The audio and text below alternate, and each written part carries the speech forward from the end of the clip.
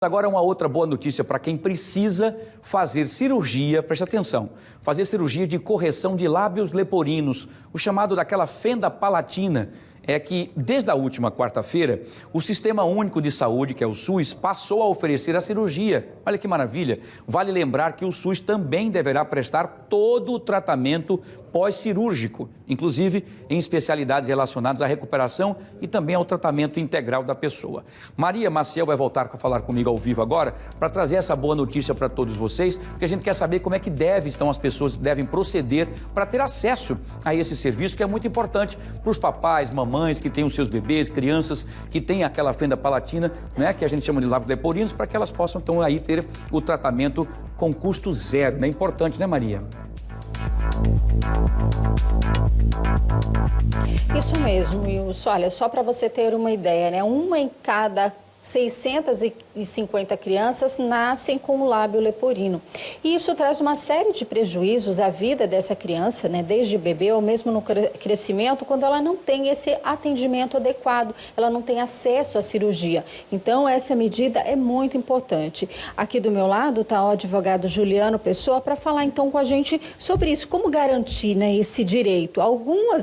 Muitas dessas crianças conseguem através de organizações conveniadas que acabam realizando essas cirurgias, mas agora é lei, né? Tem que oferecer essas cirurgias. Boa tarde. Boa tarde, Maria. Boa tarde, Wilson. Boa tarde a quem nos assiste. De fato, Maria, a lei visa deixar mais facilitado esse caminho, né? Infelizmente, aqui no nosso país, muita coisa precisa estar em texto de lei para que as instituições públicas e privadas passem a assistir de maneira adequada. O que a lei visa desde o diagnóstico, ou seja, que geralmente acontece durante o curso do pré-natal, até o procedimento cirúrgico, bem como pós-cirúrgico, ou seja, esse paciente muitas vezes necessita de tratamentos complementares, com fonoaudiólogos, com psicólogos, com ortodontistas, além também, em casos específicos, de órtese e prótese, se for o caso concreto. Então, ou seja, tudo isso está previsto agora em texto de lei, pelo Sistema Único de Saúde, e as pessoas que necessitarem precisam reivindicar que a legislação seja cumprida lá na ponta para que esses pacientes sejam assistidos adequadamente. E qual é o caminho que esses pacientes devem percorrer? Veja, buscar o especialista, né, que muitas vezes indica o procedimento cirúrgico, ou seja, já no pré-natal, como nós falamos, deverá haver indicação de buscar um especialista para poder, por meio do SUS, ter acesso a tudo isso que nós falamos. A legislação está expressamente determinando a cobertura de tudo isto. Caso não funcione, Maria, o que é que a gente recomenda?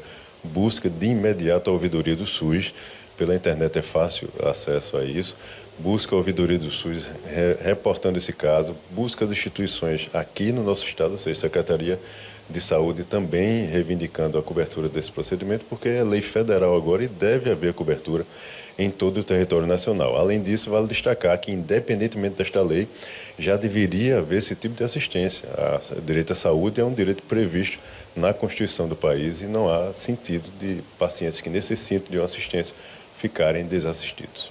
Quando o município não tem condições de oferecer esse atendimento, ele deve fazer convênios, bancar toda essa questão de viagens, estadia, para que a pessoa, né, esse paciente, seja atendido em outro local.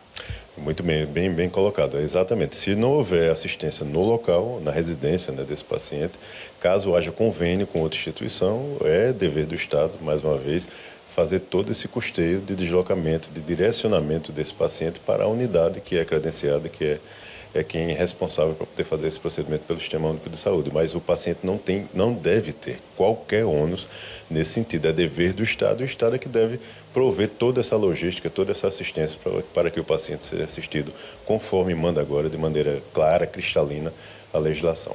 E aí, um atendimento integral. Normalmente, esses pacientes não precisam de apenas uma, mas de várias cirurgias aí ao longo da vida. Tudo isso coberto, Maria.